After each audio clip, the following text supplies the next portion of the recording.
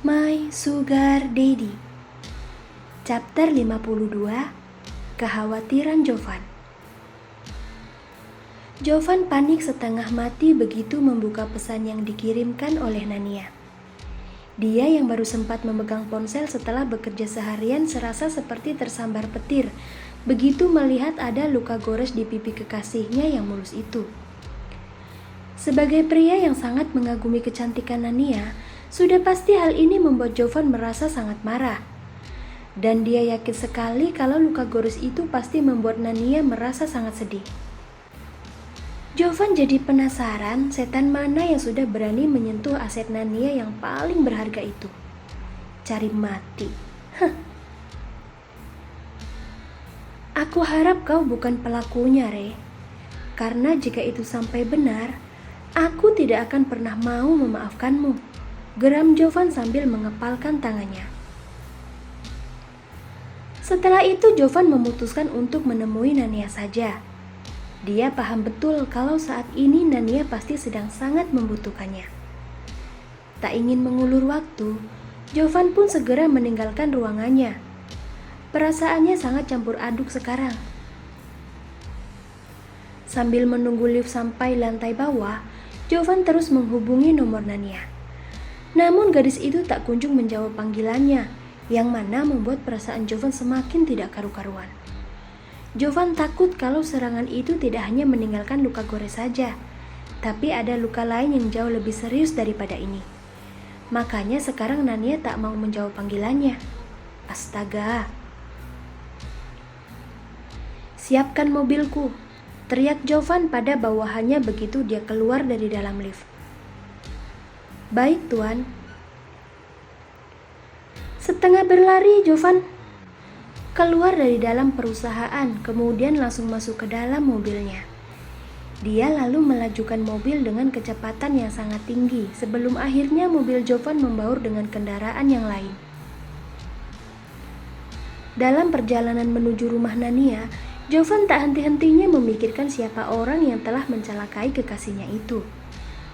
Nanianya menguasai ilmu bela diri dengan sangat baik. Tapi kenapa Nania bisa sampai terluka? Mungkinkah orang itu mempunyai keahlian yang jauh lebih tinggi dari Nania? Siapapun orangnya, aku tidak akan membiarkannya lepas begitu saja. Berani menyentuh Nania, itu artinya dia sudah siap untuk berurusan denganku. Cih, dasar pengecut. Beraninya hanya melawan wanita saja. Awas saja kau, geram Jovan sambil memukul setir mobil. Tak lama kemudian Jovan akhirnya sampai di depan rumah Nania. Dia lalu bergegas pergi menuju pintu masuk setelah memarkirkan mobilnya secara asal. Masa bodoh kalau Jovan akan dianggap sebagai tamu yang tidak sopan. Dia tidak peduli. Yang paling penting sekarang Jovan harus segera melihat seperti apa keadaan Nania. Titik. Kak Lucy, di mana Nania? Tanya Jovan ketika melihat kakaknya Nania tengah bermain dengan anaknya di teras rumah. Dia lalu berjalan mendekat. Kak, Nania baik-baik saja bukan? Oh, kau Jovan, sahut Lucy setelah tahu siapa yang datang. Nania baik-baik saja. Dia sekarang sedang istirahat di kamarnya. Mungkin kelelahan setelah menangisi luka gores di pipinya. Jovan terdiam bingung. Dia menatap seksama ke arah Kak Lucy yang terkesan biasa saja saat menjawab pertanyaannya. Paham akan kebingungan yang dirasakan oleh Jovan, Lucy pun berinisiatif untuk memberikan penjelasan. Lucy yakin sekali kalau kedatangan Jovan ke rumah ini pasti karena adiknya telah mengadu yang tidak-tidak. Makanya Jovan datang dengan raut wajah yang begitu khawatir dan langsung menanyakan keadaan Nania tanpa menyapanya terlebih dahulu. Jo, kau tidak perlu cemas memikirkan Nania. Dia baik-baik saja, hanya pipinya yang sedikit tergores. Tadi saat Nania pergi ke mall bersama Susan dan Tasya, dia sempat terlibat adu mulut dengan adikmu. Dan mungkin karena adikmu merasa tersinggung dengan ucapan Nania, dia lalu tak sengaja mencakar pipinya. Dan kau tahu sendiri bukan kalau Nania itu memang sedikit berlebihan dalam mengungkapkan sesuatu? Jadi kau tidak usah khawatir lagi ya. Ini hanya kesalahpahaman kecil saja antara Nania dengan adikmu. Jadi Rea yang telah melukai pipi Nania? Tanya Jovan dingin. Kedua sisi rahangnya langsung mengerat, tidak menyangka kalau adiknya lah yang telah melukai Nania. Jo, tolong kau jangan marah pada Rea ya. Aku yakin dia benar-benar tidak sengaja melakukan hal itu. Ucap Lucy merasa tak enak melihat reaksi marah di diri Jovan. Tidak sengaja apanya, Kak? Sejak dia tahu kalau aku menjalin hubungan dengan Nania, Rea memang tak pernah menyukainya. Tapi aku sama sekali tidak menyangka kalau dia akan nekat berbuat sampai sejauh ini. Sekarang mungkin hanya luka bekas cakaran di pipi Nania. Tapi besok-besok, entahlah. Aku ragu kalau Rea tidak akan mengulangi kesalahan yang sama lagi. Sahut Jovan enggan menuruti perkataan Kak Lucy. Menurut Jovan, tindakan Rea kali ini sudah sangat keterlaluan. Adiknya itu sudah berani main fisik. Dan masalah ini tidak boleh dibiarkan begitu saja. Jovan harus bersikap tegas pada Rea. Harus. Sepertinya peringatan yang aku katakan waktu itu masih belum bisa membuatmu mengerti kalau aku tidak akan membiarkan siapapun menyakiti Nania, termasuk dirimu. Kau tunggu dan lihatlah apa yang akan aku lakukan padamu, Rea. Geram Jovan dalam hati. Karena sekarang Nania sedang tidur, aku sebaiknya kembali ke kantor saja, Kak. Kebetulan aku juga masih punya beberapa pekerjaan yang tadi belum sempat aku selesaikan. Nanti saat Nania bangun tolong beritahu dia kalau aku sangat mencemaskannya. Dan tolong sampaikan pada Nania agar membalas pesanku. Aku pergi dulu Kak Lucy. Selamat malam. Pamit Jovan dengan nada suara yang dibuat sepelan mungkin. Dia sedang berusaha menutupi kemarahannya di hadapan kakaknya Nania.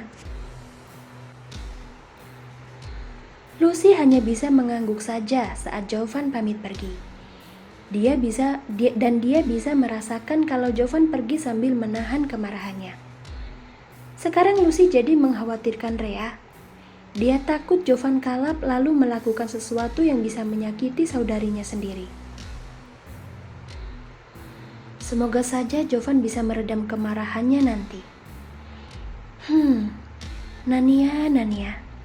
Hanya karena goresan sekecil itu kau sampai membuat Jovan menjadi begitu khawatir. Sebenarnya apa sih yang sudah kau katakan padanya?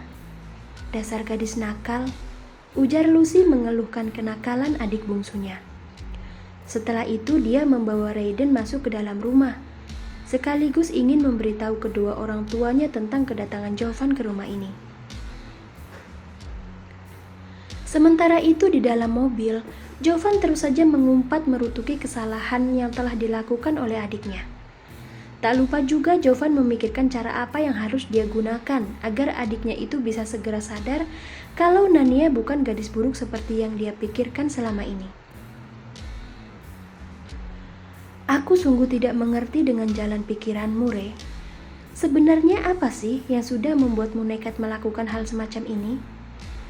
Aku yang sebagai kekasihnya Nania saja tak pernah tega melihatnya sampai bersedih hati. Lalu kau?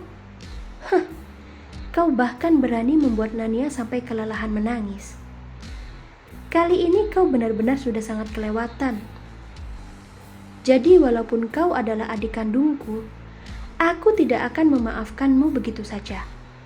Kau harus tahu kalau ingin menyentuh Nania, maka kau perlu melewatiku lebih dulu. Karena pikiran Jovan sudah tidak fokus lagi, dia memutuskan untuk berputar arah menuju rumah. Jovan sudah tidak sabar ingin segera meminta dan memberi pelajaran pada adiknya yang sudah dengan begitu berani membuat kekasih hatinya menangis. Bak seorang pembalap, Jovan memacu mobilnya dengan gila-gilaan. Dia bahkan tak peduli lagi ketika pengendara mobil lain meneriakinya yang hampir menabrak mobil mereka. Jovan sedang sangat marah sekarang, jadi masa bodoh dengan umpatan orang-orang itu. Dia tidak peduli. Satu yang Jovan harapkan, Rea sudah pulang begitu Jovan sampai di rumah. Itu saja.